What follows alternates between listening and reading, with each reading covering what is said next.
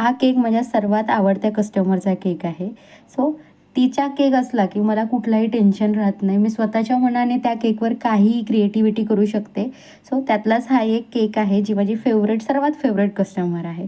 तर इथे मी स्ट्रॉबेरी फ्लेवरचा हा जो स्पंज आहे तो 5 इंचच्या टिनमध्ये बेक केलेला आहे आणि स्ट्रॉबेरी फ्लेवर दिलेला आहे. सो फ्लेवरची अशी काही डिमांड नव्हती की स्पेशल मला कुठला फ्लेवर पाहिजे आहे.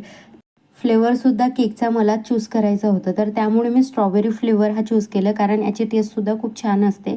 याआधी मी तिला दुसऱ्या फ्लेवरचं केक दिलेलं होतं, तर आता विचार केला की काहीतरी वेगळं फ्लेवरचं केक द्यायचं. आता तिची डिमांड एक होती की तिला फक्त व्हाईट कलरची फ्रॉस्टिंग जी असते ती व्हाईट कलरच्या क्रीमने असावी. बाकी तुला जे कलर घ्यायचा आहे नंतर ते तू घेऊ शकते. तर इथे मी व्हाईट कलरच्या क्रीमने फ्रॉस्टिंग केलेले आहे. तिथे मी पॅलेट नाईफच्या मदतीने हलकी क्रीम इथे लावून घेतलेली आहे. तशीच सेम पद्धतीने मी साईडला सुद्धा लावलेली आहे. त्यानंतर हलकं क्लीन केलं आणि सिलिकॉन जो ब्रश असते त्या ब्रशच्या मदतीने इथे मी डिझाईन करून घेतले आणि त्यानंतर वरचा जो सरफेस असते तो मी इथे क्लीन करून घेतला. आता त्यानंतर मी या केकला थोडा वेळ सेट व्हायला ठेवली आणि त्याच्यानंतर आपला जो केक आहे तो अर्धा तास सेट झाल्यानंतर मी त्याला फ्रीजमध्ये सेट करून घेतला आणि त्यानंतर जो आपला टॉपर आहे, मी हा टॉपर स्वतः बनवून घेतलेला आहे आणि त्याला मी छान कट केला आणि कट केल्यानंतर इथे मी केकवर प्लेस केलेला आहे. प्लेस केल्यानंतर इथे ब्लॅक कलरची क्रीम फक्त मी पायपिंग बॅगला लावलेली आहे आणि व्हाईट कलरची क्रीम आहे, जेणेकरून व्हाईट आणि ब्लॅकचा इथे कॉम्बिनेशन आलं पाहिजे. त्यासाठी इथे मी हे फक्त पायपिंग बॅगला कलर लावलेला आहे.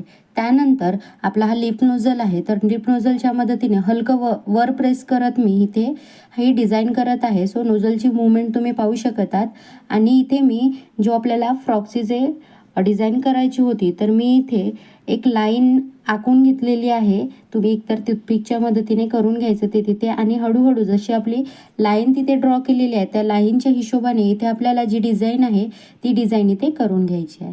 सो इथे मी लिफ नोझलच्या मदतीने ब्लॅक आणि व्हाईटचा कॉम्बिनेशन करत इथे मी केकची ही डिझाईन केलेली आहे आणि इथे आपली जी फ्रॉक जी आहे ती रेडी झालेली आहे. त्यानंतर मी त्याच क्रीमने साईडला डिझाईन केली आणि त्यानंतर पुन्हा केक मी सेट व्हायला ठेवून दिलं, जेणेकरून मला हा केक जेव्हा द्यायचा असेल तेव्हा मी स्प्रिंकल टाकणार.